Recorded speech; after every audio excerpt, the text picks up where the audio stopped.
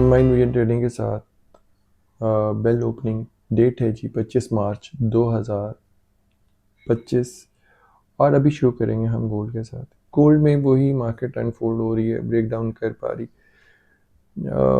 3036 का एरिया जो है ना, उस पे आके मार्केट रुक रही है और उस वजह से मार्केट में एक चीज़ है कि रोल ओवर वीक भी इसमें अभी इसमें एक्सपायरी आ रही है। फ्यूचर कॉन्ट्रैक्ट रोल ओवर होगा फ्राइडे तक, इसकी वो टाइम है। तो उस टाइम में फर्स्ट नोटिस का जो सर हुआ उसमें नई पोजीशन इनिशिएट नहीं हो सकती, पुरानी पोजीशंस को स्क्वेयर अप किया जाएगा। अब जब स्क्वेयर किया जाता है तो उसमें इसमें 36 3036 का एरिया बड़ा स्ट्रॉन्ग एरिया है। अब नीचे का एरिया जो है ना 3007 है, अगर इसको ब्रेक करता है तो there is a chance of नीचे 2980। If it breaks above that area तो there is going to be new high and my projection is 3094। 3094 से मैं सेलर हो जाऊंगा और जो सबसे इम्पोर्टेंट इम्पैक्ट आने वाला है वो इस जो है ना जी न्यू मून पे वो इक्लिप्स है जिसमें 6 प्लैनेट्स हैं और मरकरी की रेट्रोगेशन इसमें इन्वॉल्व होगी, जिससे बहुत चॉपीनेस आएगी मार्केट में all across the markets. Gold, silver और जितने भी हैं गोल्ड पे, स्पेशली गोल्ड पे। और गोल्ड में मरकरी के साथ जो इम्पैक्ट है और वो जो हाउस है पाइसिस में सैटर्न का शिफ्ट होना, और ये सैटर्न में शिफ्ट होते साथ ही और इक्लिप्स के साथ आनी चीज़ें, ये बड़ी इंपॉर्टेंट इम्पैक्ट आएगा। ऑयल काफ़ी तेज़ी से मूव करेगा, लेकिन गोल्ड में अभी अगर ये 3036 से होल्ड करता है तो हम एक नीचे को देख सकते हैं कि एक नीचे को आ सकता है और 3000 नहीं टूटना चाहिए। 2980 पे मैं बाहर हूँ और 3055 का मेरे को ब्रेक एरिया होगा। अगर इसने 3094 किया तो I am going to short with the stop और इसको होल्ड करूँगा। इसी तरह सिल्वर को लेके चलते हैं। सिल्वर अपने बड़े अच्छे तरीके से चला, वही 3170 है वो 80 का, 3280 के से उस 3180 से चलते हुए 3380 तक आ गया। 3440 इसका मेक और ब्रेक एरिया होगा।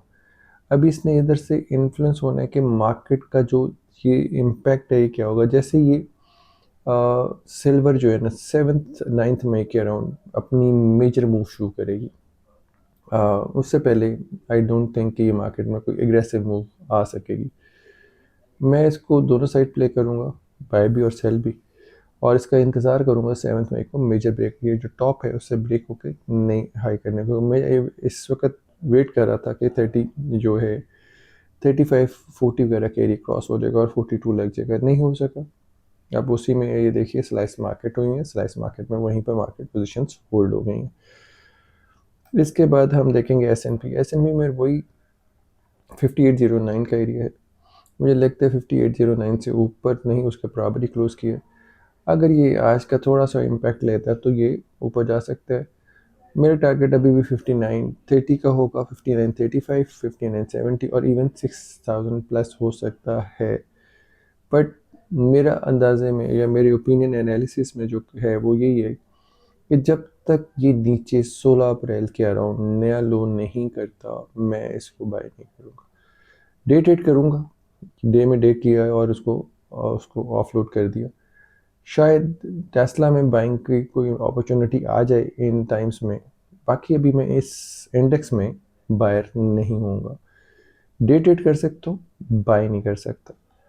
सिल्वर का बता चुका। अब इसके बाद ये सिल्वर का, इसके अलावा एस.एन.पी उसी तरह इस एरिया को देखिए होल्ड करता हुआ आ रहा है और इम्पैक्ट वही है। नीचे इन्होंने शूटिंग क्या हैमर बनाया और हैमर से ऊपर अब ऊपर जाके हाई वेव्स बन सकती हैं, क्योंकि इसमें अभी तक की जो टाइम पे चल रहा है डे पैटर्न पे वो रिक्शा मैन है और हाई वेव्स की पॉसिबिलिटी है ऑन द कैंडल्स। मैं अभी तक इसको बायर नहीं हूँ। अब इसमें हम ब्रिटिश पाउंड और दूसरी चीज़ें देखेंगे। ब्रिटिश पाउंड में अभी भी थोड़ा सा बाइंग साइड लग रही है और ये बाइंग साइड अभी चलेगी क्योंकि इसने अपना ज़ीरो लाइन जो मेंटेन की थी उसको मेंटेन कर लिया। मैं नए लो पे बाय करूँगा, अभी नहीं बट 2876 के पास बाय करूँगा। 2946 के ऊपर इसको देखूँगा कैसे अनफोल्ड होता है।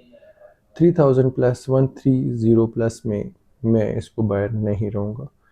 इसी तरह यूरो जो है, यूरो में भी हम कोई इतना एग्रेसिव बायर सेलर नहीं हूँ, लेकिन नए लोग पे ऊपर 1747 पे मैं इसको बाय करूँगा और इसको होल्ड करूँगा। और उसको लेके चलूँगा कि अगर ऊपर कहाँ तक जाता है 10885 इज़ अ गुड एरिया, वहाँ तक इसको देखूँगा।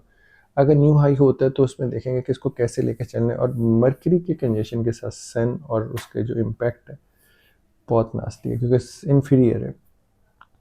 इन्फीरियर कंजेशन में इनका इम्पैक्ट ज़्यादा आएगा और मार्केट की चीज़ों को ज़्यादा इन्फ्लुएंस होगा और मार्केट में वोलेटिलिटी बढ़ेगी, कम नहीं होगी।